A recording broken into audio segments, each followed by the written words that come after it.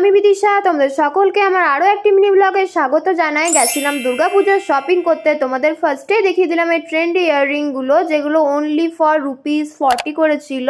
Next আমরা তিনজন মিলে চলে গেলাম জুতো শপিং করতে, যেটা আজকের মেন টার্গেট ছিল। আমি আর বোন অনেক দোকান ঘোরাঘুরি করে অনেকগুলো জুতো প্রায় দেখে নিলাম। বোনের তো শু পছন্দ হয়ে গেছিল, বাট আমি আর মনের মতো শু পাচ্ছিলাম না। আমি তো প্রায় হাল ছেড়ে দিয়েছিলাম, কিন্তু তারপরে চোখে পড়লো অ্যাপোলো শু স্টোরটা, যেখানে এত এত কালেকশন দেখে আমি তো প্রায় কনফিউজড হয়ে গেছিলাম যে কোনটা ছেড়ে কোনটা নেব, কারণ এই দোকানের কালেকশন গুলো খুব ভালো ছিল।